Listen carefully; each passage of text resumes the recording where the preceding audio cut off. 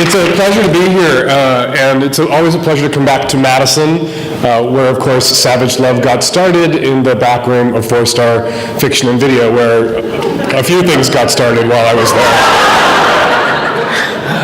I've been running Savage Love for 23 years, which is a very long time. I gave your parents, many of you, blowjob advice back in the day. Thank God your moms did more than swallow, or you would not be with us tonight.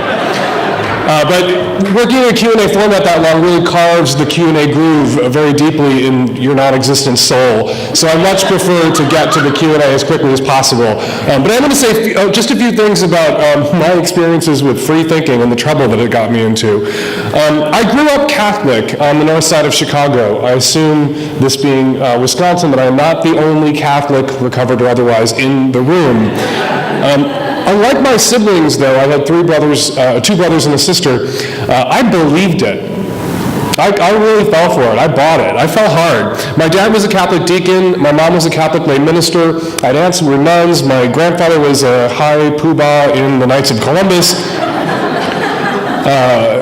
We went to church every Sunday, and I went to a seminary for high school, a preparatory seminary. The Catholics, they always like to get you nice and young in every sense of that expression. And they were reeling me in, and I was 13 when I arrived at the seminary, and then I hit puberty. And hitting puberty, realizing you're gay your first year in an all-boys Catholic seminary, it's a little bit like realizing you're an alcoholic at your first day at the Budweiser bottling plant. It was a little awkward. And really, my sexuality did bring me into conflict with what I was being told by my church, which also told me that it was always right about everything. Don't bring up Galileo, please. They hated that. But I got in trouble even before my sexuality brought me into conflict with my church, with my faith, or what I've been taught to believe. Even when I was a little, monstery brat in grade school, I was so obnoxious. I did the thing that the Catholic Church burnt people at the stake for 500 years ago. I read the Bible. The Catholic Church burnt people at the stake for translating the Bible into the vernacular back in the day. And I read it, and I would get into arguments with priests who taught our religion classes at St. Jerome's about whether women should be priests, because it seemed to me quite obvious from any cursory reading of the Gospels, I would say, precociously, in grade 6, that although there were no female disciples that made it through the final edit, the first two people to whom Jesus manifested himself after the resurrection were Mary and Mary Magdalene and his mother Mary. They were the first people to preach the good news of the risen Lord. That's how I talk to them. I talk about butt fucking and fist fucking. It's much more fun. And the first people to disbelieve this news were the disciples, were men. So, because so much of the Bible is this inscrutable parable-a-thon, and we're supposed to infer and interpret and read into this massive trick question that is life itself, as presented to us by our Catholic God, it seems to me that the answer to the trick question, should women be priests, was evidently answered by Jesus himself, who the first priests were indeed women. And I would say this shit to priests and get yelled at. Also to my dad, the Catholic deacon, once I was home alone as a very small child, I think I was 6 or 7, looking at one of those illustrated encyclopedias for children. And I found a procession up a Mayan temple, up a Mayan pyramid. And I was looking at this. I was like 7 years old. I'm looking at this. I just had my first communion. Looking at this, going, there are these priests in these feathered robes, and there are people carrying sacred objects in this long procession down this aisle. And I looked at it and went, that looks like Mass. And I took it to my dad and went, that looks like Mass. And he said, yes, but they were wrong. And I said, how do you know that? Because I have faith. And I was like, well, but they did too. And that was sort of the beginning of the end, even at age 7. But it really wasn't until what I wanted to do with my dick, or what I wanted to do with my dick, brought me into conflict with the church that I really had to think about it. And some people I know who are queer and Catholic will be brought into conflict with the church because every sperm is sacred, and we're putting sperms in unsacred spots. And they'll do this thing that I've never understood. They'll go find a church that isn't wrong about them, Instead of thinking what I did at age 13, well, if they're wrong about me, if they're wrong about sexuality, because I couldn't see what could possibly be wrong with gay sex. No one was getting hurt. And love is love. And even then, I was like, love is love, and I want to kiss boys, and what the fuck's wrong with that? Instead of thinking, I just need to go out and search and find a church, find a faith that isn't wrong about my sexuality, I started thinking, well, if they're wrong about sexuality, what else are they wrong about? And that is a thread that when you're gay and you're sort of brought into conflict with the faith and tradition in which you were raised, when you start pulling that thread, the entire garment unravels, and unravels quickly. And I was so grateful. I mean, then I was so terrorized or tormented and upset. But I'm so grateful now that it was sex that brought me, that prompted me to think freely. Because sex is the obvious obsession of the three great desert monotheisms, right? And if you start thinking, well, why this obsession with sex? What is it about? And ultimately, it's about control.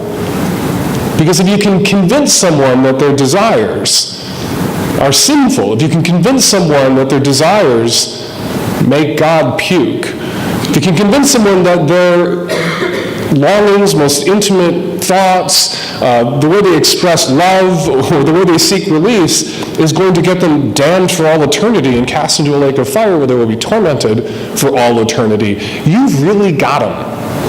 And if you're the only person they can go to, the only institution that they can go to because you have taught them this for intercession, if you're the only arbiter that can plead their case, if you're the only gumball machine where they can get the magic gumball that forgives their sins and wipes them clean, you can control those people.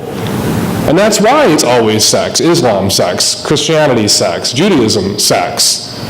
Why it's regulated. To control. And not just control the gays, but control women particularly, but also men, to terrorize all of us about our sexualities and our desires. Because if you can terrorize people about that, you've got them. You know, they also do dietary stuff, but that's easy. Don't eat pork. All right. Whatever, there's turkey bacon now. We're good. But if you can get them sexually, you've got them and you've got them for life, particularly if they buy it and they believe it. And they present to us all of the big sort of crazy sex-negative faiths for millennia. They've presented to us this warped misconception of human sexuality, which in a way is, I guess, charming. Not at all, I'm being sarcastic. This warped idea of what human sexuality is for. You know, Sam Harris, in his book, Letter to a Christian Nation, as I've gotten into great amounts of trouble mentioning in front of audiences full of high school students, points out that the Bible got slavery wrong. He calls it the easiest moral question that humanity ever faced, and the Bible got it wrong. The Bible is a pro-slavery document. The Bible was on the side of the slave owners, and they were very clear about that during the Civil War. And so if the Bible got slavery wrong, what else did the Bible got wrong? Well, if the Bible got the most obvious moral question humanity's ever faced wrong, what are the chances the Bible got something as complicated and mysterious to people hundreds of years ago, thousands of years ago, as human sexuality wrong? About 100,000% is my rough estimate. And they continue to get it wrong. When you look in our culture, you know, Australia got the convicts and Canada got the French and we got the Puritans. If you just look in our culture at the things social conservatives, religious conservatives, and the Republican Party obsess about, it is sex. All of them are sex, the social issues that they prefer to talk about because they cannot win an economic issues argument, so they want to talk about what? Butt fucking. They want to talk about birth control pills. And they want to talk about abortion, and they want to talk about gay marriage. The one thing that all of these things have in common is sex for pleasure. Is that someone is having sex not intending to make a baby. As Rick Santorum said, you're doing that which is wrong, that we know to be wrong, because sex has one purpose, which is procreation, according to Rick Santorum. That was God's intent, which is why human females go into heat like cats, and that's the only time you can fuck them. There's another trick question laid at our feet by our loving, fucking, comic, joker God. You're only supposed to do it this one way, but I'm going to desire you to do it every which way and want to do it every which way. And then if you haven't gotten the priest's blessing after, then you go to hell. But just see, so when you talk, anyway, this is what I have to say. I need a question, next question. When you talk about human sexuality, it is still all of these social issues that we debate so ferociously in this country, in our culture, it's still about this inability of so many people, because of the faiths in which they were raised, to reconcile themselves to what human sexuality is about and for. And it is about and for pleasure. It has been estimated that humans have 1,000 sexual contacts for every single live birth. What's sex for? Those babies? Yeah, 1 out of every 1,000 times. Sex is obviously fulfilling some other role in the lives of all of us as individuals, but also in our cultures and our societies. Sex is doing other things, providing pleasure, release, creating intimacy, creating partner bonds or triad bonds or quaddy bonds. Sex does all of this and more, and that is a feature, not a bug. And faith traditions that people were making up back when we didn't know why the sun came up every day, surprise, it's back. And they had to explain that away. They wanted to explain and regulate human sexuality, and I do believe that humans need some regulation of their sexual impulses and desires and behaviors, but it needs to come from inside, from a moral framework that is not tied to faithy hoo-ha, because sex is dangerous and powerful, and we have to be thoughtful as we approach it. And I smoke a lot of pot, so I completely forgot where I was going. Anybody want to remind me? Jeremy Kilston should probably get me off the sauce. Can we just do questions now, or I'm just going to lose myself? Anyway, fucking fuck. Enjoy fucking. It's fucking awesome.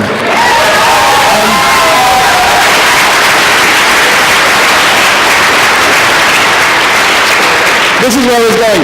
It is my fond hope, as we continue to have this conversation about sex and sexuality, that's really brand new. We've only just discovered the rest of the clitoris in the last 15 years. We weren't aware of the rest of it. We've only really just, in the last half century, begun to study human sexuality in a serious and scientifically sound way. But as we come to understand human sexuality better, I'm hoping that we can decouple it from religious superstition, fear it less, enjoy it more, and allow it to be as meaningful and important and powerful and transcendent, which is the secular word for spiritual, as it can be, and as it should be. And we might as well enjoy it because we can't escape it, unless we're asexual, in which case, good for you, you win. All right, let's do some questions.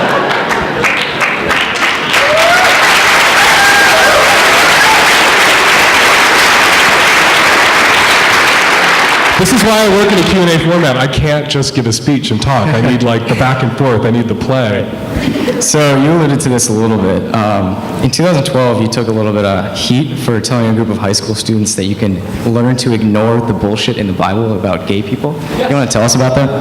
I spoke at the National Conference of High School Journalists, 3,000 high school students, juniors and seniors, in a convention center in Seattle. And when I got there, I was like, do you want me to pull any punches? Do you want me to like dial it back? And they're like, no, don't patronize them. Speak to them as if they are adults, because indeed they are. And I said that there was, when I was talking about bullying, I was talking about the It Gets Better Project, and you have these people who run around saying they can't help but bully queer teenagers because, it says right here in the Bible. But we ignore all sorts of other fucking things that are right there in the Bible. We pretend they're not even there. We pretend, you tell people that the Bible is pro-slavery, and they don't believe you. Christians who allegedly read the Bible all the time insist that is not so, and you have to read shit to them to win the argument. And I said, we've learned to ignore the bullshit in the Bible about menstruation and seafood and farming and clothing and slavery. And we can learn to ignore the bullshit in the Bible about us too. Queer people are not asking Christians to do anything that they already haven't done.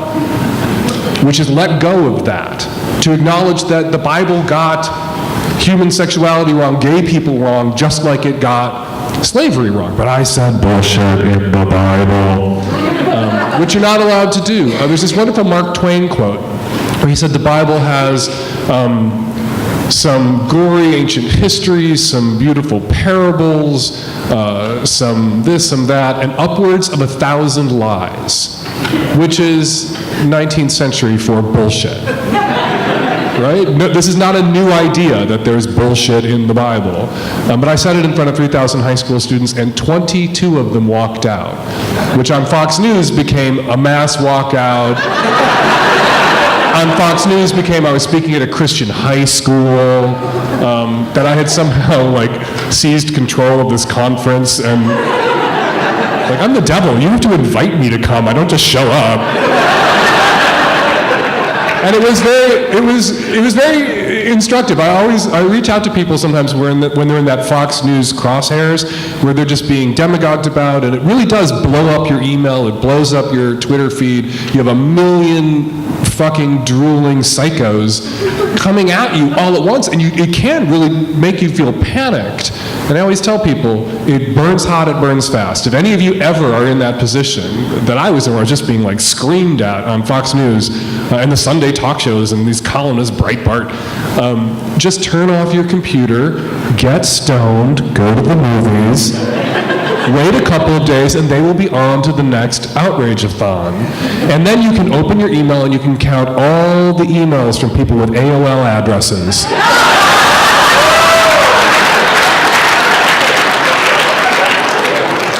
And think, haha.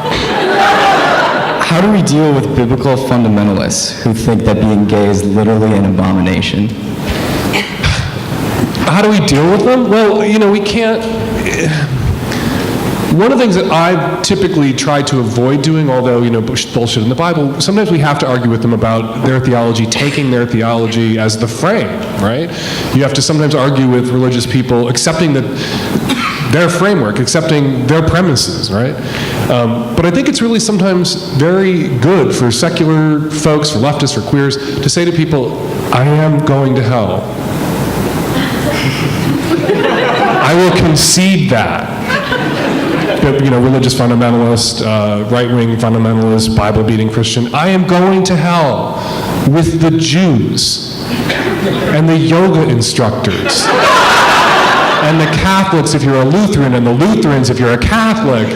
The world is full of people who are going to hell, according to you. But why do we come in for this very special attention and persecution here on earth? All we queers want is the same deal the Jews have now. Not historically, but now. There are no pogroms now. Can we not have that? And then you can content yourself with the idea that I will be roasting on a spit in hell for all eternity, being tortured only by female devils, lest I get off on it if it's a dicked devil.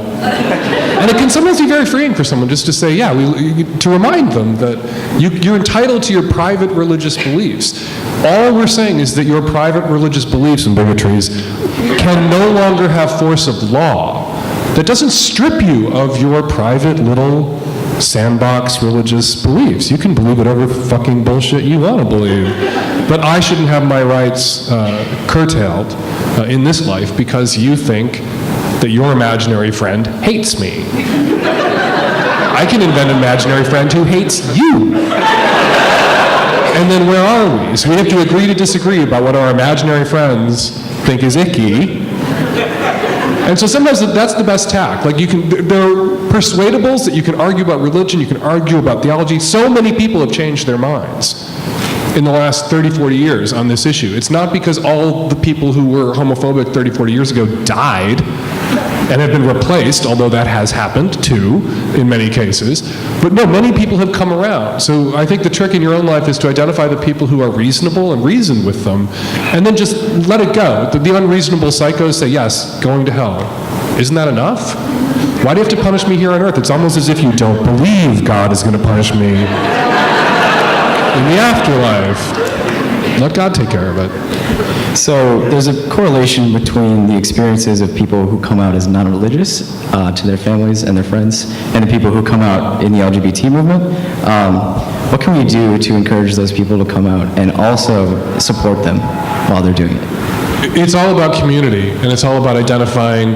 Armistead Maupin, if you want to borrow something from Gayland, in one of his early Tales of the City books, wrote this beautiful phrase, there's your biological family, and there's your logical family. And sometimes there's overlap. Sometimes there's a nice Venn diagram, and there's a whole bunch of people in your biological family who are also a part of your logical family. So you have to identify the people in your logical family. You have to create your own community, create your own families. And if there's one thing that I'm constantly telling young LGBT people who are coming out to do, that's very effective. People put this into practice. It works. And if you're in this position with your family because you're coming out as a non-believer and they're freaking the fuck out, this is what you do. Don't fear their rejection. Make them fear yours. Shift it. Your leverage over your parents as an adult child is your presence in their lives. If they cannot respect you, do not be present in their lives. Demand respect and unconditional love as a condition of your presence, not a condition of your love. You love them still, but you will not subject yourself to abuse. Period, the end. And queer kids do this. I talk to queer kids who are doing this now. I say, give your family a year to freak out, to ask ugly, stupid questions, to have their tantrum, and at the end of that year be, I'm not coming home for Christmas if Christmas is going to be an argument about my sexuality. That's over. I'm not coming home for Christmas if Christmas is going to be an argument about the baby Jesus. That's over. Really, it's all about shifting the terror dome, right? Look at them and say, who's going to change your fucking diapers in 20 years if you keep this up? Because it ain't going to be me. So, to the best of my knowledge, you've added 2 words to the English language, pegging and santorum. You want to give us a little background? Pegging and santorum?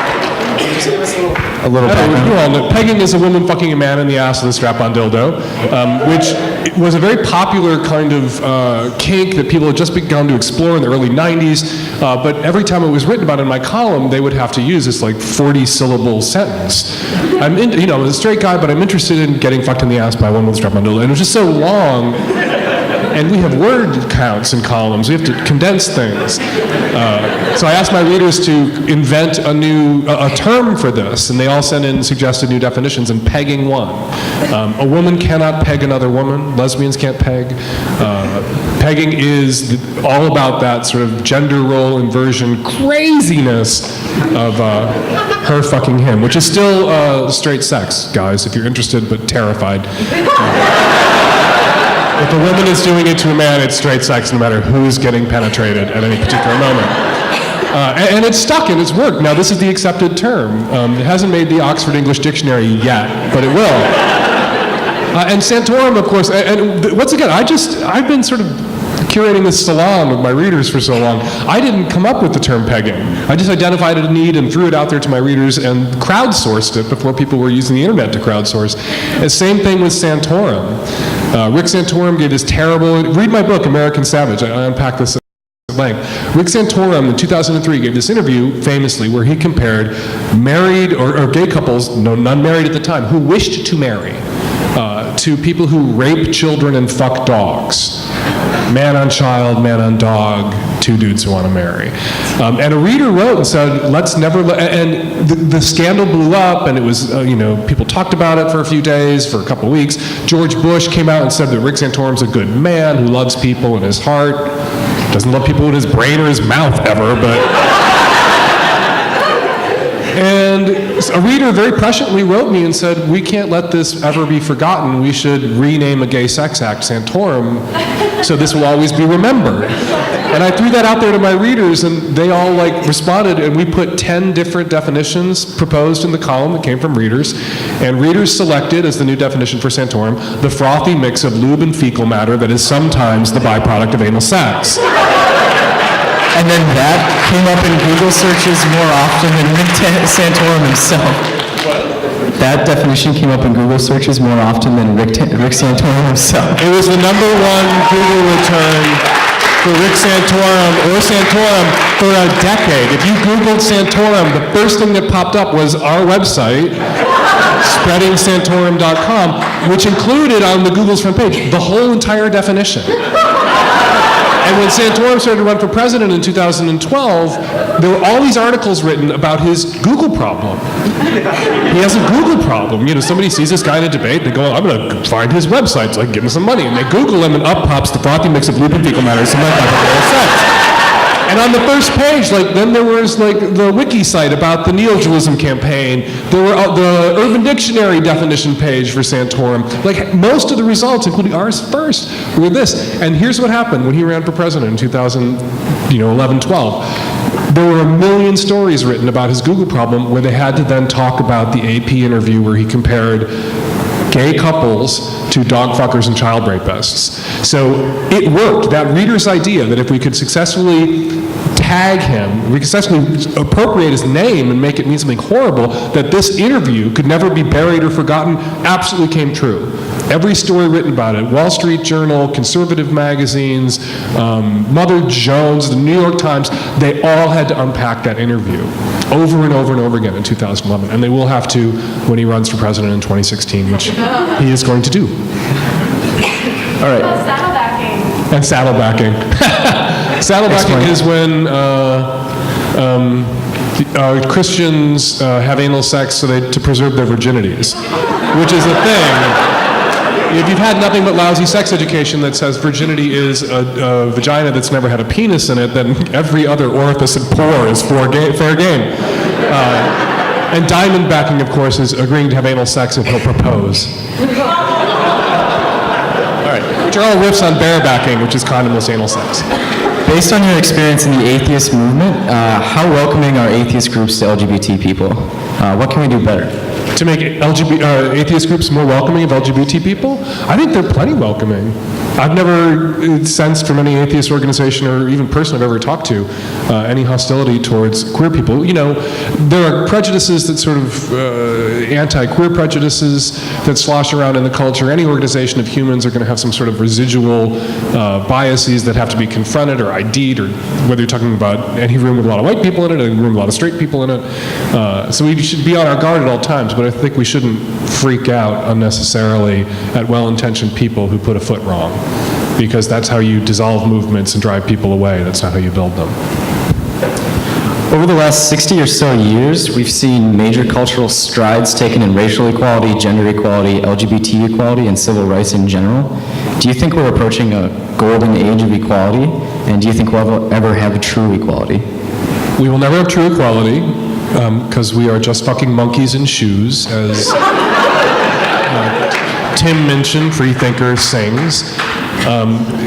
You know, there's always progress and there's always regress. You know, the tide goes in, the tide goes out. Christopher Isherwood said social tolerance and justice can reach a high water mark like the tide and then recede out of sight.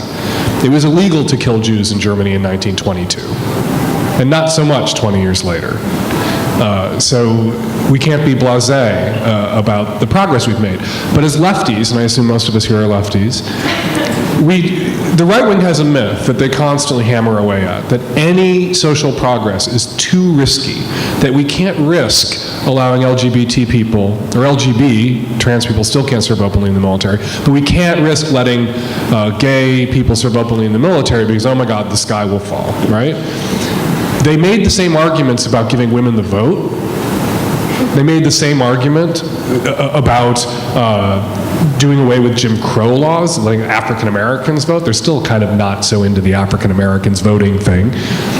And you see that on the conservative side all the time. The myth is, their myth is, we can't risk any progress, it's too dangerous and destabilizing. The left wing has its own myth, which is there's been no progress. That we are just as racist, just as sexist, just as homophobic, just as transphobic, a culture and a society as we have ever been. And that's bullshit. We have made tremendous progress, and as lefties, we should constantly be pointing to the progress that we have made because it destroys their argument that we can't risk progress. Just just on Don't Ask, Don't Tell is a great recent example. They predicted that if we did away with Don't Ask, Don't Tell and allowed queer people to serve openly in the military, that they said that 500,000 troops were prepared to quit the military, that 500,000 people were going to leave the military because they would not serve with openly gay, lesbian, or bi people. Two people quit, both chaplains. Not exactly crucial to the war effort. And we should hang that around their necks. So whenever anybody says, when something terrible happens, when Matthew Shepard was murdered, a lot of people had this gut with Prop 8. Everybody had a terrible reaction to Prop 8 passed, but a lot of people had terrible reactions when Matthew Shepard was murdered and said, look, there's been no progress. The state of Wyoming, and this is 20 years ago, the state of Wyoming prosecuted Matthew Shepard's murderers with the same ferocity that they would have prosecuted two dudes who murdered a nun. They brought them up on capital charges. They tried to get the death penalty. 20 years before that, they would have said, he hit on me and been acquitted. So even in a horrifying story, even in a horrifying reality, even a horrifying moment like the murder of Matthew Shepard, you can detect a thread of progress, as perverse as that may sound. And we as lefties should always be identifying those threads of progress and celebrating them and putting focus and attention on them, not to cover up the places where we still need to make progress or things that are still fucked up, but to justify working on those things that are fucked up, because it will not destroy the culture or the society or bring down the republic. Yeah, along the same lines, we've seen more and more people come out in as gay in areas of culture that have traditionally been opposed. Jason Collins and Michael Sam recently came out as openly gay men in professional sports, the first to do it in their respective sports. What do you think this says about the changing cultural sentiment to LGBT people? Because hairdressers and cross-dressers and trans people and bull dykes and effeminate, crazy waiters couldn't hide 50 years ago and 40 years ago and decided to get up off the ground and start fighting. All those outcasts and queers made it safe for basketball players to come out and football players to come out. And I'm thrilled about it. I really am thrilled about it. I'm not disparaging what Jason Collins has done. Jason Collins has been amazing. But no hairdresser on the front lines at Stonewall screaming his lungs out, no Jason Collins 50 years later or 40 years later. You recently wrote and released a new book titled American Savage. You want to give us a little background? American Savage is sort of this, if you read the column, if you listen to the podcast, it's a lot of the ideas that I talk about all the time, about monogamy, about politics, about healthcare, about a whole bunch of different things, about end-of-life decisions, about sex, about kink, about GGG, sort of big chapters dedicated to all these things that have sort of risen up, including Rick Santorum, things that I've been toying with in my column and my podcast for a long time, throwing a lasso around these big issues, big ideas, and presenting them in one big, fat, stupid book. It's got a lot of, ass jokes in it, so you should read it. Politics goes better. Social commentary goes down easier with an ass joke or two. What would you say the main point of your book is? Are you advocating for cultural change? Or? I think the biggest chapters in the book are on being GGG, decentering monogamy as a definitional sort of default setting for relationships and making it opt-in, and being thoughtful about relationships. And also, the gay shit. I pound the fuck out of the religious haters. One of the things I write about in the book is, how we respond to that. It's a choice argument. And there's a whole chapter in the book. When somebody says it's a choice, you look at them and say, choose it. Suck my dick. Like right now, if you believe there's a switch in your head that you can flip that turns you from not gay to gay, flip it.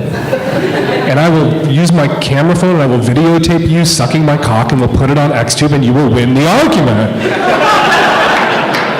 It's the only sort of irrational, rational response to that shit. And that's what I love to do with my writing sometimes, is just to take their premise and accept it and run with it. Like, okay, it's a choice. choose it. And that's one of the chapters in the book I'm proudest of. It's addressed to Herman Cain. Suck my dick, Herman Cain. You and your husband Terry have one adopted son. I believe it's DJ. Yeah. You've said in the past that he has had to come out to you as straight. What was that experience like? Our son, who is now 16, and nobody tweet about this. He doesn't like me to talk about him in public anymore because he's 16. Although he's fine with me talking about this, because if you have gay parents and you're straight, you want them to mention it at every opportunity. But he came out to us as straight, and it was weird because all of his life, earlier in his life, he had insisted that he was gay, that he would be gay when he grew up. He really wanted to be gay. At 9, we had this conflict with some neighbor, not really conflict, we moved into a new neighborhood, and DJ went out one day with his little friend, and they were rude to some girls in the neighborhood, and our block is like all girls, it's a matriarchy. It's all little girls, and he was like, they were shitty to these little girls, and it's Seattle. There's a knock on the door, and there's a Seattle mom letting us know, just so that, we're all clear, and you're like, we can and she ends this, and we're like, oh God, we're so sorry, we'll talk to him, but she ended it with, I just think that, DJ has issues with women, and you need to look to that. And I was like, DJ's issue with girls is that he's a 9-year-old boy. He hates girls. Like, there's no issues with women. And the sort of passive-aggressive insinuation was, of course, in your all-male gay fag household, he's got girl issues. And so we sat DJ down and we're just like, you're 9, puberty's coming for you, we're pretty sure you're going to be straight. Just in case, you may want, now that the stakes are really low, to just have conversations with girls every once in a while. So that when you want to have conversations with girls in 4 years, it's not so terrifying and fraught. Like, do it now. And you have to be nice to the neighborhood girls, you can't be shitty. You don't have to play with them, you don't want to, but talk to them and don't be a dick. And his response was, I'm gay, I'm going to be gay when I grow up. I hate girls, that means I'm gay like you. And we went and got Terry's photo albums, because Terry's mom was a shutterbug, he has all these photo albums. We went and got Terry's photo albums and opened to Terry, my husband's 9th birthday party. And it's him at a big table surrounded by 12 girls. We were like, you know what? Not liking girls at your age means you're going to be straight. Liking girls at your age, like Terry did, means you're going to be gay. But he sort of doubled down on this, like, I'm going to be gay. So it was a little awkward for him when he decided, he had to finally tell us that he was straight. And I pivot in that chapter to an argument with Tony Perkins, who's the head of the Family Research Council, who's a shitty human being in every respect. He once threatened to sue me because I said Tony Perkins sits on a pile of dead gay children at work every day. And he sends people, maybe it's you, he sends people to tape me at events in case I say things like that, so that he can threaten to sue me. So if you're here from Family Research Council and you dyed your hair as a disguise, that's great. Oh, good. But I'll say it again, right into your camera, just in case. Tony Perkins sits on a pile of dead gay children every day at his work.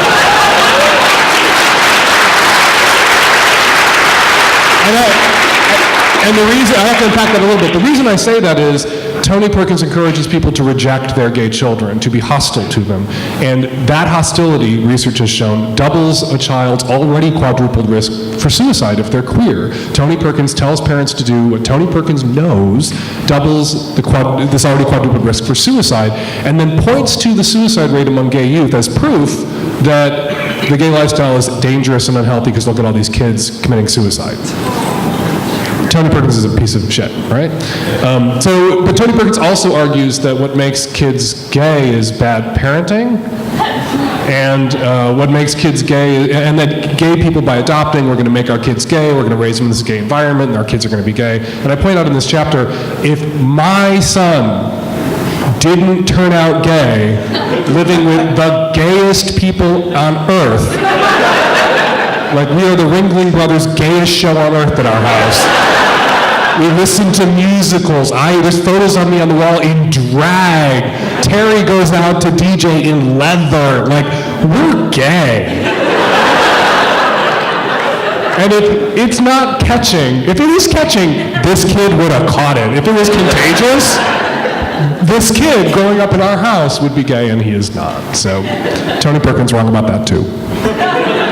You wrote a memoir titled The Kid, I believe it was 1999. Yeah. So 15 years later, reflect on that. Has anything changed? Or I'm sure that it has. What has changed? A lot has changed since we adopted DJ. Terry and I were, sort of among the first gay male couples to adopt as gay male couples.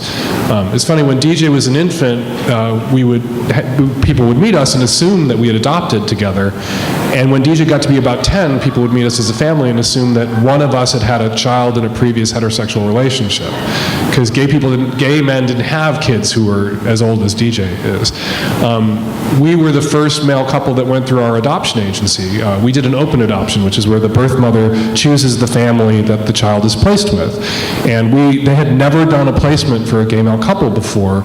And we went in to these meetings, and it's so clear that they didn't know what to do with gay people. The very first day of the seminar at the adoption agency, you had to sit around a big table, we did, with 6 other couples, and we had to all go around the table and share our infertility stories. And like, it's getting closer and closer to us, and I'm like, I keep inseminating him and nothing. So they're a bit more sensitive to that now, and now they do a lot of placements. The irony was they told us it might take 5 years. They told us we would be in for a 5-year wait. And we thought, okay, well, we've only been together 2 years. And, let's just fill out all the paperwork, get it in, and then 5 years from now, if we're still together, then clearly we're going to be together forever, and we'll have the kid. So we get all the paperwork in, and 9 weeks later we had a baby. And we're still together, so it worked out. But a lot has changed, and I really do think that the queer people parenting, whether they were queer people who had kids in past heterosexual relationships, which is the majority of queer parents. Per capita, the state with the most same-sex couples raising kids, not California, not Washington State, not New York, Mississippi. The biggest creator of gay households, of gay parent-headed families, is not MSNBC. It is religious conservatism. Most people who are queer who have kids had kids in heterosexual relationships that they entered into because they didn't think that they could ever come out. And then they get married early, they can't stay closeted anymore, they divorce, and they find a same-sex partner and become parents together. And anyway, I forgot what I was talking about. 5 years. But one of the things I think that the gay parenting movement, or the existence, not movement, just the existence of gay parents did, is it really gave the lie to the anti-marriage crowd. And they always want the argument to be about kids and how kids are doing in our households. And our kids are fine. Every study save the Mark Regeneris bullshit, now completely discredited and debunked study, shows our kids are just as happy, healthy, and well-adjusted on average as anybody who's straight's kids would be. And the existence of our kids as a fact on the ground made demagoguing about gay families almost impossible, and helped, I think, really drive the marriage movement in a positive way. Last question before we get into your guys' questions. What is your opinion of the recent appraisal for Pope Francis for his discussion of LGBTQ people? Do you guys know what's going on in Uganda? Yeah. Uganda has passed vicious anti-gay legislation. The death penalty, I think, is not part of it right now, but throwing people in jail, there's really an anti-gay program going on in Uganda. Uganda is a majority Catholic country, and the original sponsor of this legislation is a Catholic woman. If the Pope meant what he said about de-emphasizing these issues, where is the excommunication threat? Where is the Pope leveraging his power to protect these vulnerable queer Ugandans, almost all of them Catholic queer Ugandans, from this violence, this state-sponsored violence? So I am not impressed. The rhetorical shift is valuable. I think it's important. If we can all agree to disagree about whether I'm going to hell or not and work on social justice issues and economic justice issues, fine. But there was a, put up or shut up moment in Uganda, and the church shut up. So I'm not that impressed. I am impressed. The Pope sent the top prelates, the top cardinals and bishops in the United States, to the U.S.-Mexican border, to the horrible fence, and had them say Mass on the fence, at the fence, and push past communion wafers through the fence to outreached hands. And symbolically, it was beautiful. It was a true sort of the Pope using it, or the Church using its moral authority and the spotlight that it can create to highlight a terrible injustice. So I was very pleased by that. I was thrilled by that. I wrote about it, praised it. But when it comes to LGBT issues, I don't think that they mean it, and I think that Uganda proves that they don't mean it. Sorry about the music next door, guys. It's a production of Godspell from the sounds of it. All right, so now we're going to get into your guys' questions. So if you submitted a question, it may be asked. First, how do I tell my boyfriend that I want him to be more dominant when we have sex? You elbow him right now, so he knows that was your question.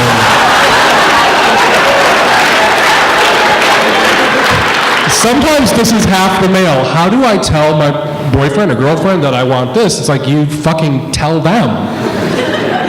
Often what that means is, how do I tell them without having to say it? How do I tell them without them realizing that I've been unhappy or I'm being critical? Like, go ahead, be critical. That person is either invested in your pleasure and wants you to be happy, or they're not supposed to be your boyfriend. And if there's something that you need, you should be able to ask for it. Sometimes we ask for things that people aren't capable of doing. Like, maybe he can't get there. Maybe it's a libido killer for him to be that kind of person in bed. Or maybe he has these desires that would mesh well with yours, but he is so sensitive and cowed by a culture that tells him that to be that kind of dick-swinging dominant in bed is offensive, potentially, or triggering potentially, that he sort of tamped it down. And rightly so, particularly at the beginning of the relationship. You don't bust out those kinds of dick-swingy dominant moves at the start. And he just needs permission to be who you want him to be, because it might also be who he wants to be. And then Yahtzee, you win the sex wars. But you gotta say, there's no avoiding saying, I'm gonna go ahead and assume you're straight. This is a problem for straight people more so than gay people. When you've looked your mother in the eye as a teenager, as a Catholic, and you've looked your mother in the eye and said, I suck dicks, which is what she heard when I said, I'm gay. The word wasn't all the way out of my mouth before she was picturing a dick flying into it, right? If you've had to look at your mother and say, I'm a cocksucker, turning to your boyfriend and saying, I want you to pee on me, or whatever it is that you want, is not scary in comparison. So straight people often have this hang-up about what they want to do in bed because they never had to stare down their mother and say that I'm gay. So for a lot of straight people, kink or dominance or play or variance, whatever, it's a mountain. It's a terrifying mountain that you have to climb in the relationship. And for queer people, that's like a fucking molehill. Tie me up, like now. What are you waiting for? Hello? I didn't tell my mother I was a cocksucker 10 years ago, so I couldn't do what I want to do. Brendan Ike, Mozilla CEO, recently resigned. What is your reaction to those that are blaming the LGBT community, specifically to Andrew Sullivan, who has stated that LGBT people are being bullies? The LGBT community had nothing to do with it. The Human Rights Campaign, and NGLTF, the National Center for Lesbian Rights, GLAAD, none of these organizations put out position papers. There were no queer people picketing and protesting and demanding his resignation. It was nothing like what we saw going down in Arizona when the Turn Away the Gay bill was percolating up. This was internal. This was a corporation freaking out about the guy at the head. And it wasn't just a gay thing. He had also donated money to Pat Buchanan's campaign in 1992 and supported some other, Rand Paul? No, the previous Paul, Ron Paul. Had supported him too, and that offended a lot of people. And it just became untenable for him to be the sort of the public face of this corporation. That said, I do agree with not Andrew's initial reaction and discussions of the gay mafia on Bill Maher's show, because the gay mafia had nothing to do with it. I do agree, though, that it's been a political setback for the LGBT civil rights movement. The optics have been terrible. Whether the gay mafia exists or not, it was perceived to exist. And it would have been perceived to exist had Andrew not written what he'd written. So I'm not into the monstering of Andrew that's been going on right now. Breitbart and Ben Shapiro and Fox News weren't waiting for a cue from Andrew Sullivan, who they loathe and despise. Andrew Sullivan has never been allowed on Fox News. They showed a cover story he wrote for Newsweek and blurred out his name. Fox News does not take marching orders from Andrew Sullivan. But that said, the optics have been terrible for the LGBT civil rights movement. We do not want to put it out there that you will lose your job. That's not helpful to people who are still on the fence, to the persuadables, to people who oppose us. I think Jim Burroway had some great things to say at Box Turtle Bulletin, similar to some of the things Andrew has written. Peter Staley, so it's not just Andrew, who's a friend of mine, so I take it personally when I see him monstered in the way that he's been monstered. I think his initial reaction was a little overstated, but that's Andrew. That's the way he writes, it's the way he rolls. Go back and read his reactions to the first Obama-Mitt Romney debate for a taste of how hot and fast his first reactions can be. But that said, I don't think in the final accounting it was good for us for Brendan Eich to be cashiered the way he was. Recently, there have been criticisms regarding your language, and you have been accused of being ableist, transphobic, biphobic. I'm sorry for this ahead of time. You were even glitter-bombed 3 times. Do you feel these accusations are accurate? And either way, what is your response to them? Savage love when it started, a little less so now. Well, first on the trans issue, we all know now more about gender and trans issues than we knew 23 years ago when I started writing the column. We've all been on a journey on the trans front, and we all know more now. And trans people are now empowered to set the terms of the debate in a really good way, and rightfully so. But it does seem to me that there has been some opportunism and demagoguery around, we're having this moment on the left where we're having purity tests and show trials and hunts for apostates and heretics, and somebody who's on our side who put a foot wrong at some point or said the wrong thing or used the wrong term is a bigger threat and a bigger enemy than our real enemies and real threats. Cancel Colbert, for existence, I thought was stupid and obnoxious and misplaced. That tweet was out of context. There's a legitimate argument to be made about whether the joke, even in context, was problematic, right? But to say that Colbert should be canceled and say that you mean it and then say that you don't mean it, and for that to tear up all of Twitter, there were horrifying laws being pushed through at that exact moment in states, disenfranchising voters of color and poor voters and young voters. There's a big story on the front page of the New York Times about these laws in all of these states that are going to throw them into the Republican column. People are being disenfranchised because of the color of their skin, because of their economic status. And we're arguing about a joke on Comedy Central that gets 7 stories on Salon in 2 days? And not this shit? So anyway, I'm digressing. Let's get back to what an asshole I am. When the column started, my sort of tact and what made it different was I let people use whatever language they were comfortable using talking about themselves. And the column, when it first started, "Hey faggot" was the salutation. Every reader addressed me as faggot. And I thought, as a Queer Nation baby, which is a defunct organization, which had this argument about reclaiming hate words. It's not a hate word if we use it. And I loved faggot. I call myself faggot all the time. I call my husband a faggot. We call our dog a faggot. I don't think, it was true. The column proved that it was intent that made a word hateful. Because some readers wrote and called me faggot, and they loved me, and they loved my column, and they were genuinely seeking my advice. And some people called me faggot and then wrote these homophobic, obnoxious letters saying other shitty things about me. And it was just clear that it mattered whose mouth it was in. It mattered what the intent was, not the arrangement of these letters, not these two syllables, but intent.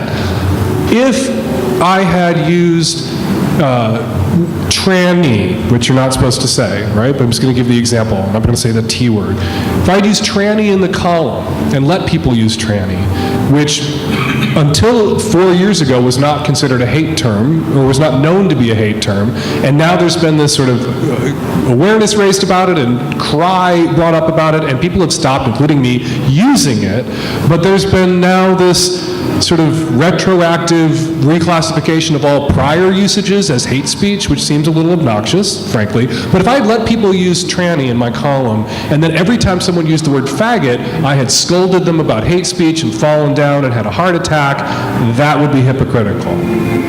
But I didn't. Faggot, dyke, queer, sissy, tranny, breeder, which is our hate term for straight people, all got thrown around in the column constantly by people who were using them themselves to describe themselves, and by people who were outside that group using it sometimes lovingly and sometimes not so lovingly, which proved that it was intent that made a word hateful. Am I biphobic? No. Am I transphobic? No. How do you disprove these charges? Because people will pull something out of context from a column and say, despite everything he's ever said on his podcast, despite every other column he's ever written that touches on these issues that are right the fuck on, this one phrase proves that in his heart of hearts he hates. And that's just bullshit. It's just bullshit. And I don't know how else to respond to that. Am I biphobic? No. I won't pretend. One of the biggest chapters in the book is on bisexuality. And these charges that I am biphobic. Quickly, how much time do we have? 25 minutes. Oh, well, whatever. Here we go. This is the thing that gets people charged with biphobia, right? Or me and some other folks. When somebody tells me that he's bi and he's 15, part of me goes, so was I. For many gay and lesbian adults, we identified first as bisexual as a part of our coming out process. That's just a fact.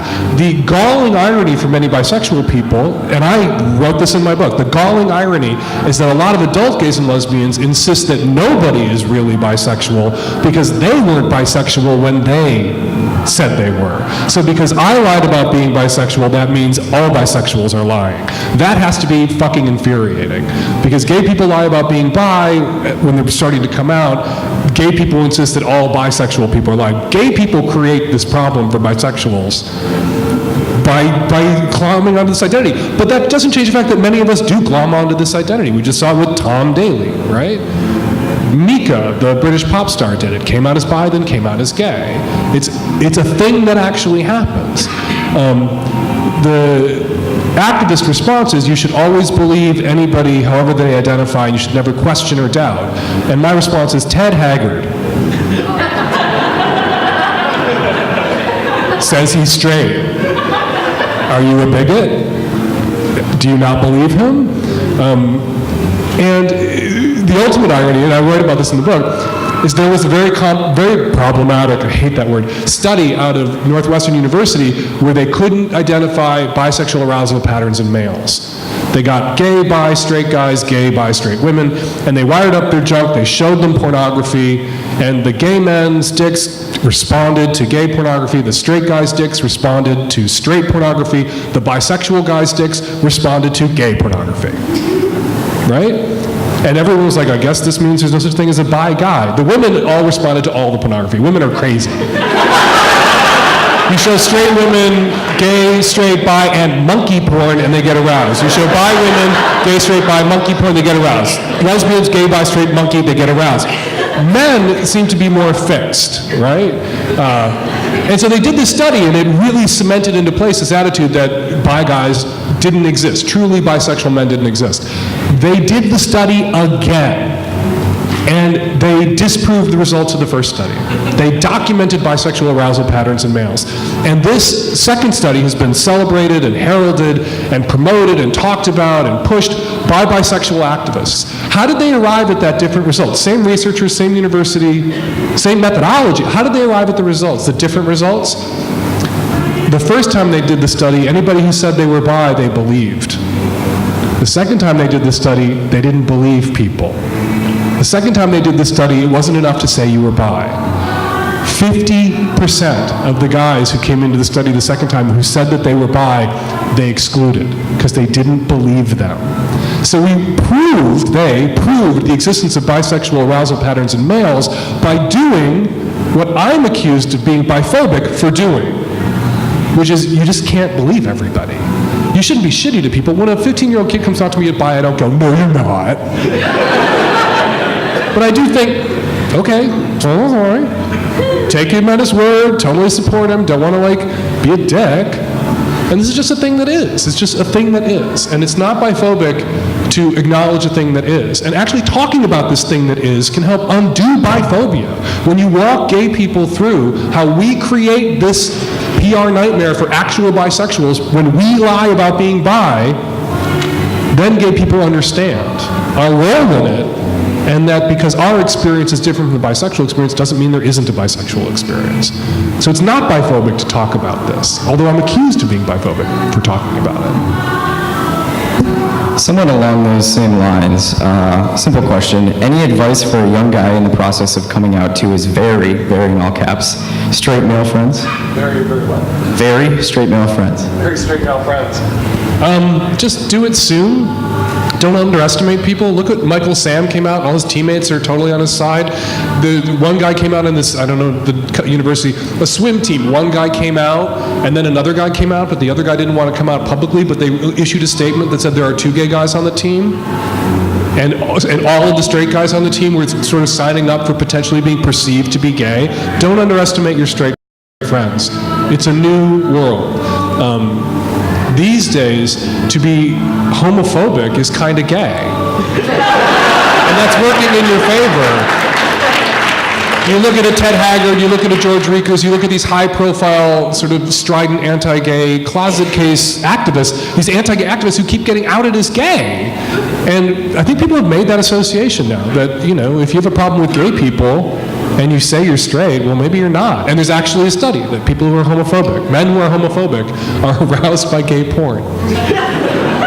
So what are they doing? They're externalizing their internal conflict and hitting you. So I would say don't underestimate your straight friends. Even if they said shitty, stupid, thoughtless, straight, joking, fag things, on the assumption that there's no gay people in the room, even then, don't underestimate them. Usually now, these days, individual results may vary. Don't do anything risky or dangerous. Be thoughtful and careful. But often what I hear, the feedback I get here at my column, that somebody came out to their straight friends who they thought were homophobic because of the things that they said, and the first thing out of their straight friends' mouths are, oh my God, I'm so sorry. That they start remembering all the shitty things they said in front of you. And they were just broing it up, and it was this straight bro code, and they obviously didn't mean it, and they feel terrible about it. But if you come out to them and they're shitty to you, then cut them out of your life. They were never your friends. Go find your friends, your actual friends. What should an older virgin tell their when should an older virgin tell their potential partner that they're a virgin? When should you tell your potential partner that you're a virgin? You don't want to blurt it out before the salad comes. If you're going on one of those old school dates that people used to go on. But you do want to say, eventually, we just talked about this on the podcast for next week. You want to tell someone that you're a virgin because you're going to be really bad at this sex stuff at first. You are going to be inept. You don't want them to think that you've been having sex for a long time and you're still terrible at it. You want them to think, I'm going to take this diamond in the rough and polish it. And you don't want to be with somebody who doesn't want to be with you if you're a virgin. That's a terrible person for a virgin to have sex with for the first time. You want to be with somebody who feels honored, who feels, who's down with it, who's going to roll with it, who's going to see your ineptness is kind of charming, as opposed to, what the fuck is wrong with this person? And they'll feel good about themselves for being your first. So when do you roll it out? Before you fuck the first time. Well before you fuck the first time. You know, maybe it can be sexy, maybe you've seen it in movies where people are making out and they're about to like do it, and one of them says, I've never done this before. And the other person kind of like goes, ooh, and then they fuck, right? And it's amazing. The sex is amazing, which it wouldn't be if one of them had never done it before. Don't wait till that moment. You know, have a couple of make-out sessions, let them taste your spit, let them know that you're good at kissing, get good at kissing, and then lay it on the table. And if they run, they were the wrong person. Telling someone you're a virgin, telling someone you're HIV positive, telling somebody that you're trans. There's all these things that we're afraid. Tell someone you have herpes. All these things that we're afraid to tell people because we fear rejection. When you tell someone something like that, as I like to say, you are telling them one thing about you. Their reaction tells you everything you need to know about them. It is a sorting hat Harry Potter superpower. It sorts the assholes and the good people. It separates them.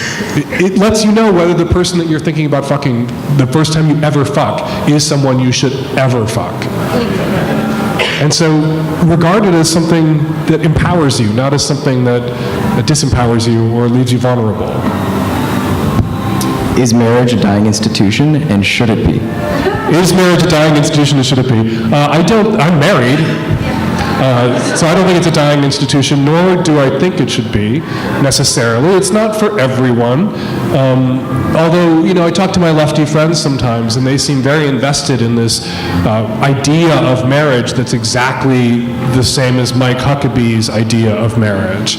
That marriage is this patriarchal institution where women are enslaved. It's like, well, yeah, except for mine. Only Terry's enslaved in my marriage.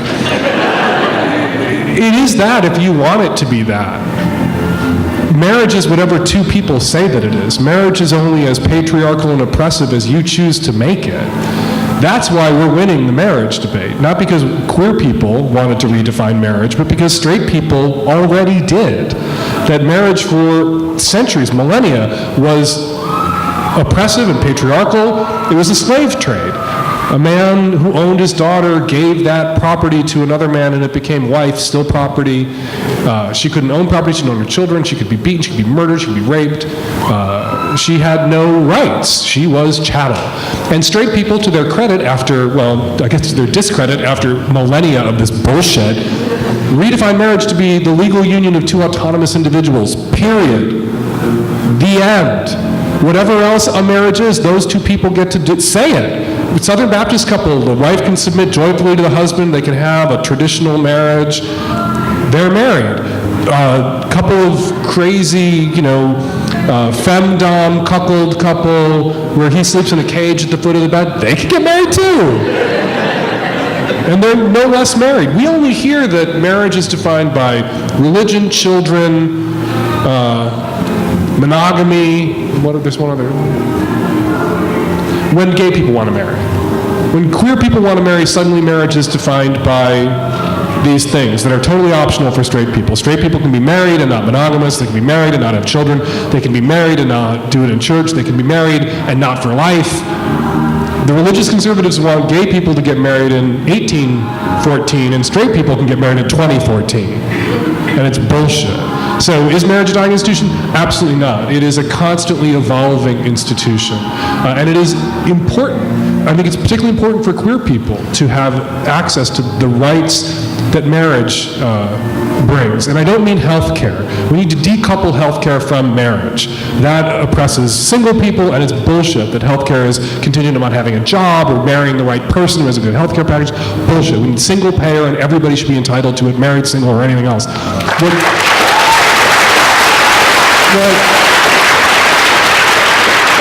What marriage does, and what is particularly important for queer people, many of whom still, even today, have hostile, homophobic families, is you can name your next of kin. You get to pick the person who is your nearest relative, so that when you are sick, when you die, when you end-of-life decisions have to meet, any sort of hugely important thing, the person you chose, not the person assigned to you by an orgasm your dad had and your mom, 35 years ago decides, no, I picked Terry, he picked me. He is my closest relative. My family, my biological family is now one step removed. And if your biological family is hostile, to not have that power leaves you vulnerable all your life to the machinations or the oppression or the viciousness of your biological family. And that's why marriage, and that for many reasons, is a social justice issue. Do you think polygamy should be legal? I think polygamy should be legal. And here I get in trouble. There is an argument to be made. I think there are separate arguments. Jonathan Roche, in his book Gay Marriage and Why It Matters, Why It's Important to Straight People, Gay People, makes a really good case against polygamy. That there's, if one man has many wives, then there are many men who have no wives. That there's a power thing, that it creates economic injustice and societal instability, that there is an argument that can be made against polygamy that can't be made against same-sex marriage. I'm not sure where I come down on that. I have friends who are poly. I have friends who are in relationships with people who aren't citizens and can't stay in this country. And it is unfair that they don't have this ability to create kin out of this person, in the same way that Terry and I have the ability to create kin out of each other. And so I guess I'm on the fence, maybe to borrow Barack Obama's term, perhaps I'm evolving on this issue. But polygamy historically was the most common form of marriage, and it is a characteristic of most super patriarchal, super shitty to women societies. So if we're going to tiptoe up to group marriage or some form of polygamy or polyandry, we need to be very cautious and very careful that we do so in a way that we don't, people who have a problem with marriage as a patriarchal institution, wait till you see polygamy as practiced in the cultures where it is legal. It's patriarchal on steroids and crack cocaine. So obviously I'm thinking through it, but I'm not here to say I'm for group marriage. This is a juicy one. Do you think the world will be a better place without any religion at all? Who am I to disagree with John Lennon?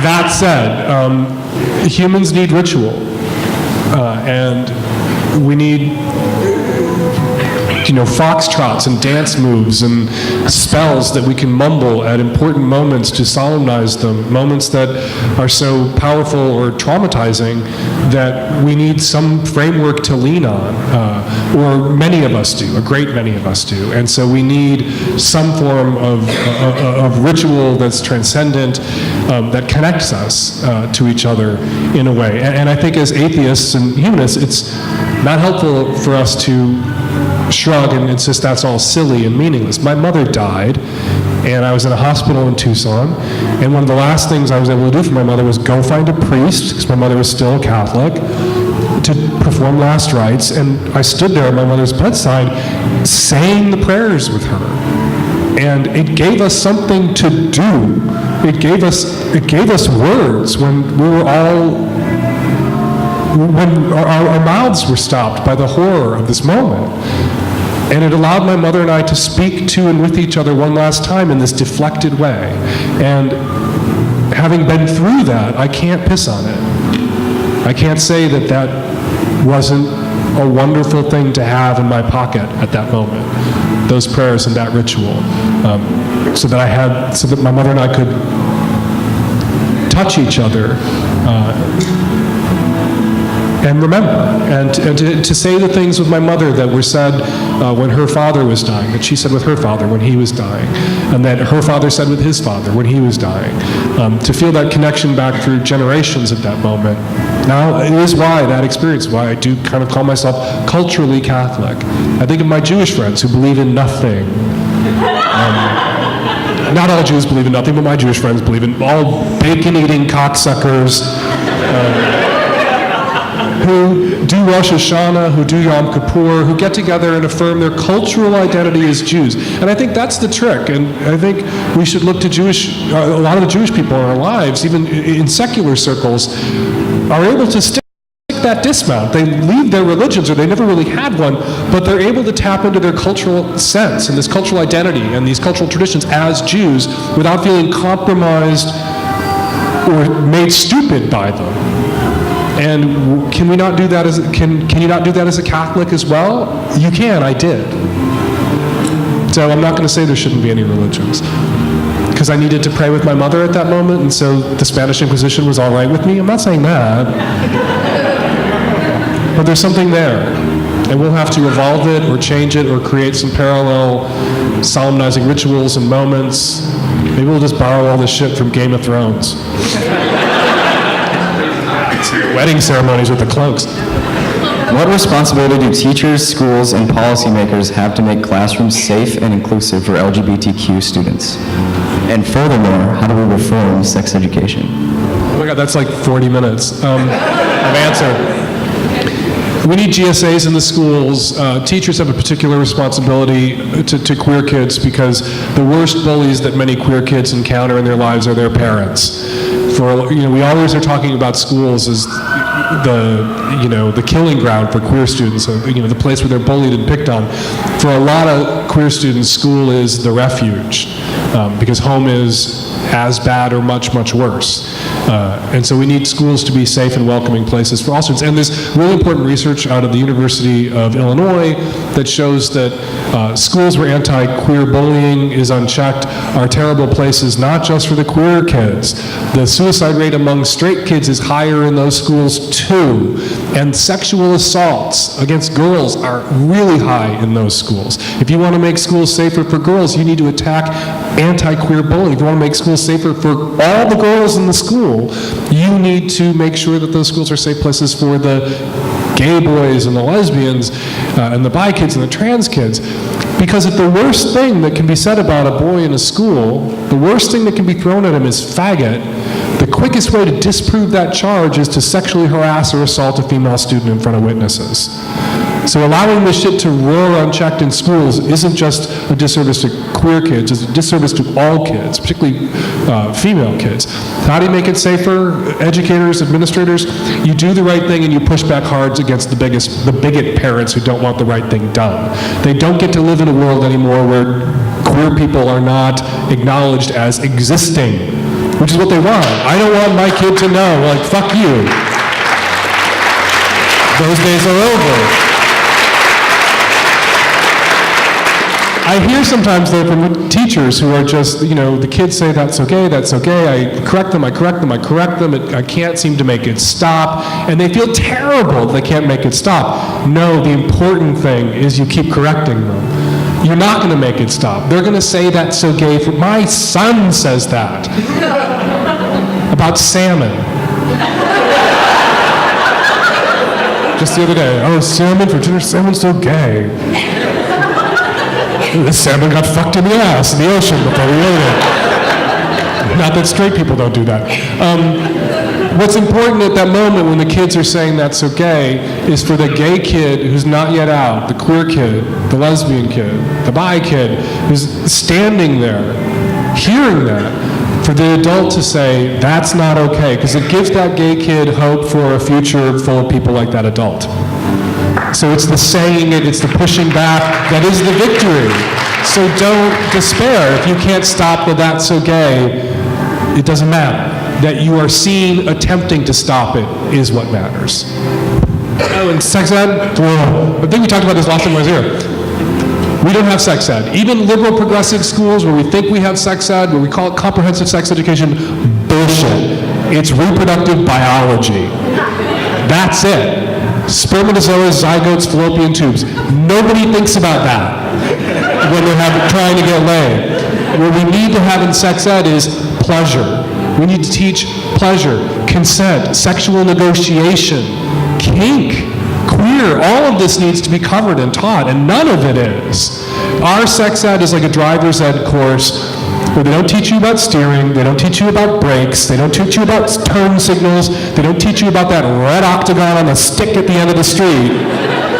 They teach you about the internal combustion engine and how it works. The gas is sprayed into this chamber and the spark plug makes it explode and then the pistons go like this. Here are the keys to your car.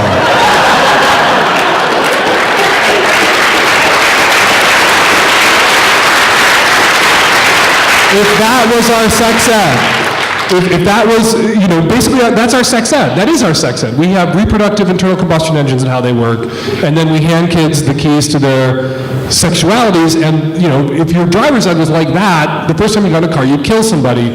Well, that's our sex ed. And the first time kids get in cars, they kill somebody. We don't teach female pleasure because it doesn't make babies. Women can have sex without having any fun, and a baby will happen. So we don't have to cover female pleasure and the clitoris and what it's all about and where it goes and how it works, because it doesn't matter to the making of babies. And then people have sex, young men have sex with women who are not enjoying themselves, who are clearly not having any fun, who are not experiencing any pleasure, and it doesn't occur to them that there's a problem with that. It doesn't occur to many of the young women that there's a problem with that, because they didn't know that her pleasure mattered. We set kids up to be raped or be rapists by not covering female sexual pleasure in sex ed. That's gotta fucking stop, right? But we're never gonna do it. We're never gonna, in a way we can't get there. We need Scarlet Teen, we need Planned Parenthood, we need even jackasses like me, because we can't get there. Because what I talked about at the podium, it's pleasure they have a problem with. That's why the problem with birth control, abortion, same-sex marriage, they hate sex for pleasure. Could you imagine a sex ed course in an American high school where they talked about sex for pleasure? There's a study out of the UK, which is right over behind you, right there, don't know. that demonstrated that many, many, many kids were having sex that was not pleasurable, that did not feel good, that physically was painful, because they didn't know sex was supposed to feel good. They literally did not know that they were doing it wrong, that they literally thought this is what sex is, an unpleasant ordeal. It's bullshit. It's got to stop, but I despair of us ever making it stop. We particularly need to talk about consent, but you can't say we have to talk about consent, because the conversation you need to have about consent in a sex ed class is, how do you talk someone into fucking you? Right? Teen romances, teen comedies, teen life, there's a certain stage where they're all out there trying to talk somebody into fucking them. That's about obtaining consent. It should be about obtaining consent. But we can't tell them, like, this is how you talk someone into fucking you. This is what you say. This is how you ask. This is how you get yes. Don't wait for a no, get a yes. This is how you ask. This is how you say no if you haven't been asked. This is how you ask. But we would never teach that, because then they would do it. There's just a study that came out last week, which is over here, found that 82% of kids are already sexually active before they've had any sex ed courses at all. 82%. CDC studies, so solid science. So this attitude that if we just don't teach kids about sex, they won't have it, this idea is bullshit. They're having sex with or without an education. We need to give them an education, so we'll have lower teen birth rates, lower unplanned pregnancies, fewer sexually transmitted infections, less sexual violence, less intimate partner violence, less terrible, awful, deeply regretted sex that leave both partners feeling like shit bombs. But I don't know if we can get it, because Canada got the French, Australia got the convicts, and we got the Puritans. All right, we are practically out of time, so last question. I saved this one for last because it's pretty relevant to all the college kids in the room. Dan, how can college students manage hookup culture if they eventually want to be in a relationship? About 15 years ago, these studies came out that found that participating in hookup culture made it harder to form lasting relationships. And this was thrown around. It was kind of a sex panic that all the college students 15 years ago were setting themselves up for long-term romantic failure, for divorce, because, oh my God, they're participating in hookup culture. It was bullshit. The thing they didn't do in these studies, where they looked at people who had participated in hookup culture and whether or not they were in long-term relationships, was ask these people if they wanted to be in long-term relationships. When you took the people out of the sample who had no interest in a long-term relationship and consequently were not in any, people who participated in hookup culture were no less likely to form lasting relationships. So how do you participate in hookup culture without damaging yourself? It's not about the hookup culture, it's about how you hook up and who you're hooking up with. Like, you can't blame the culture like it's a tornado that sucks you up to hook up Oz. It's who you are and how you move through the culture and who you're with. And you just have to do it smartly. You have to take some responsibility for your sex, your sexuality, who you are as a sexual person, how you treat other people. But the thing I always like to say, I shouldn't say that, I should say the thing I like to say, particularly on a college campus, is you have to be nice to the people you fucked. Nothing can transform a hookup culture quite as beautifully as that simple thing. If you fucked somebody, you hooked up, you made out, you fucked, and you don't want to fuck that person again, and they're in your class, or you're walking by them on the quad, smile and nod, motherfucker. Acknowledge their existence. If you're afraid that if you smile at that person, they're going to misinterpret that as a desire to marry them, or continue to hook up when you're not interested in another hookup, use your fucking words. You just say to them, saying this to someone is so much less awkward than being iced by somebody that you fucked, somebody whose genitals were in your face, somebody you rimmed, pretending you don't exist. That's awkward. Somebody that you had sex with saying, that was really fun, I don't think I'm interested in hooking up again, not assuming you're interested either, I'm not assuming I'm so awesome or anything, but let's be friends, you're great, I'll only ever speak highly of you, and that was, I think, just a one-off thing for me, and it'll be a little awkward the next time we run into each other, but I just wanted to not do that thing where I'm supposed to pretend you're not there lest you misinterpret. Hearing that at that moment is awkward. It's so much less awkward in the aggregate than being ignored over and over and over again in classes, on streets, in bars. Be nice to the people you have sex with. Be nice to the people who are nice enough to give you a fucking orgasm. How hard is that? But beyond that, like, how do you participate in hookup culture without being damaged?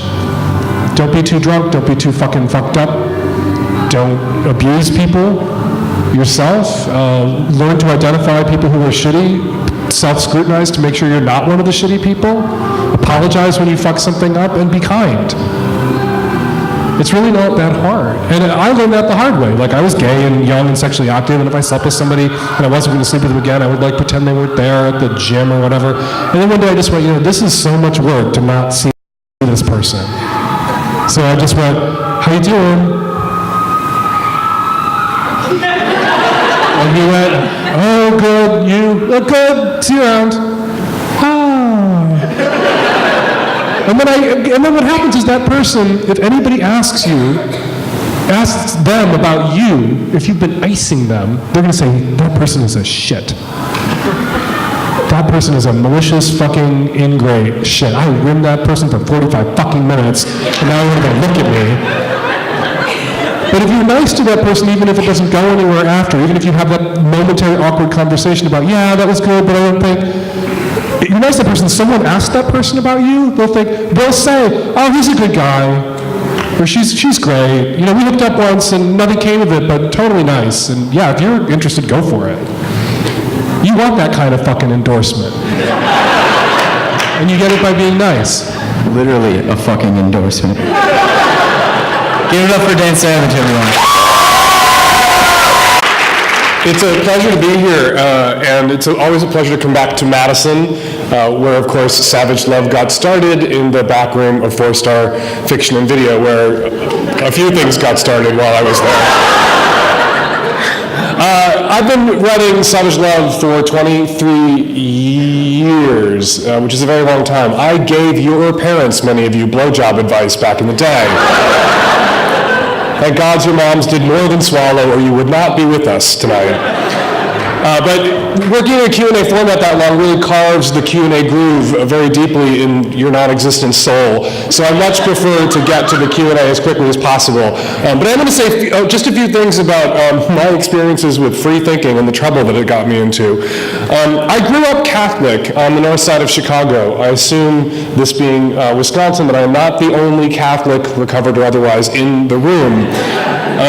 Unlike my siblings, though, I had two brothers and a sister, I believed it.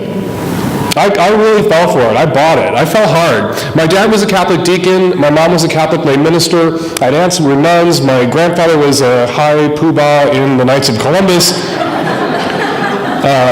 we went to church every Sunday, and I went to a seminary for high school, a preparatory seminary. The Catholics, they always like to get you nice and young in every sense of that expression. And they were reeling me in, and I was 13 when I arrived at the seminary, and then I hit puberty. And hitting puberty, realizing you're gay your first year in an all-boys Catholic seminary, it's a little bit like realizing you're an alcoholic at your first day at the Budweiser bottling plant. It was a little awkward. And really, my sexuality did bring me into conflict with what I was being told by my sexuality, which in a way is, I guess, charming. Not at all, I'm being sarcastic.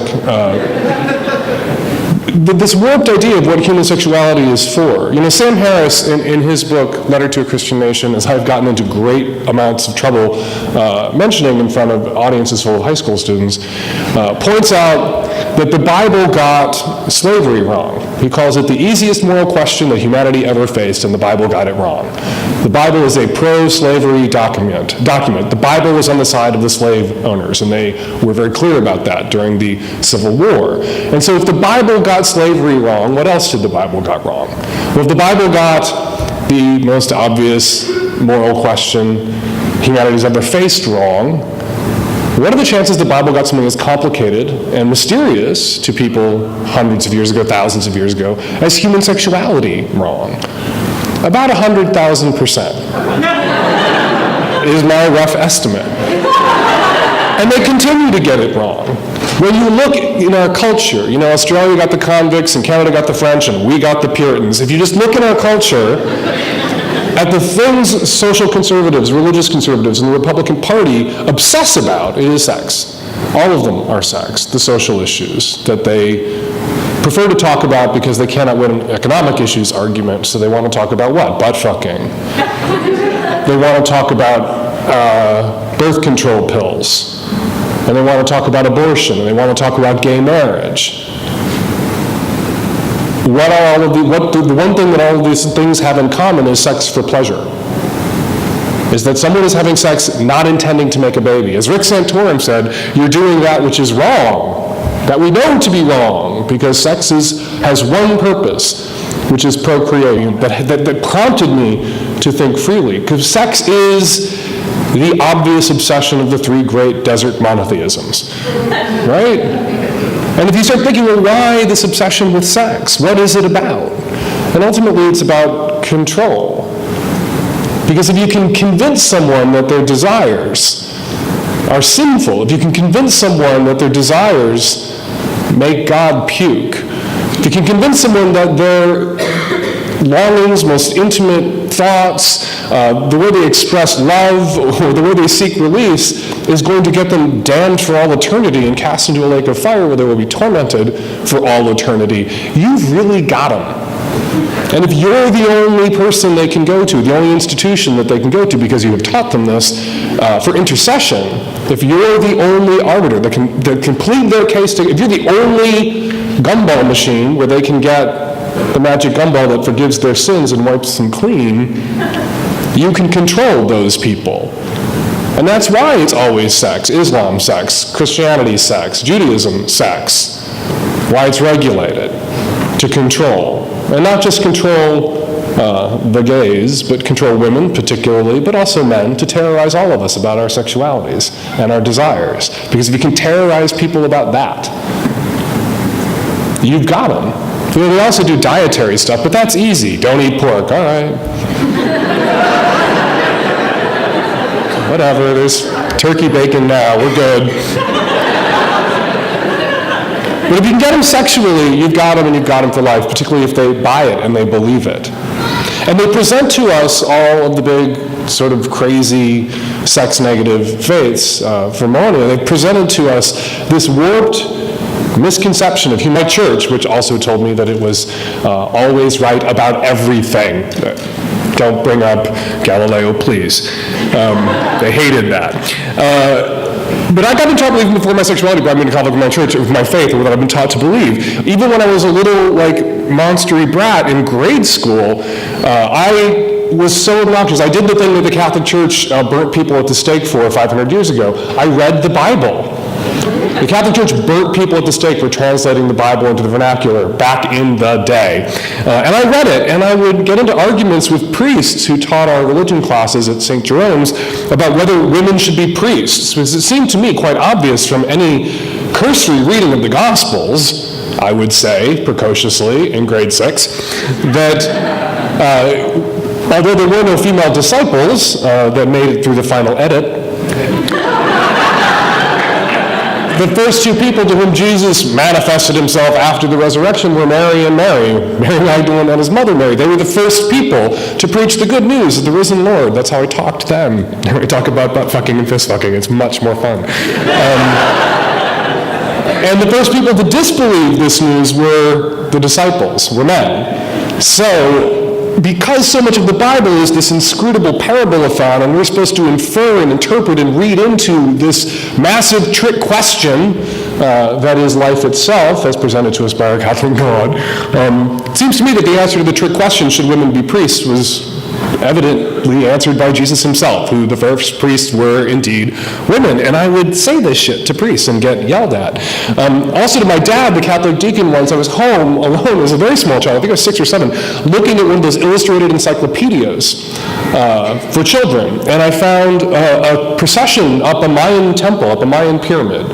And I was looking at this, I was like 7 years old, I'm looking at this, I just had my first communion, looking at this, going, you know, there were these priests in these feathered robes, and there are people carrying sacred objects in this long procession down this aisle, and I looked at it and went, that looks like Mass.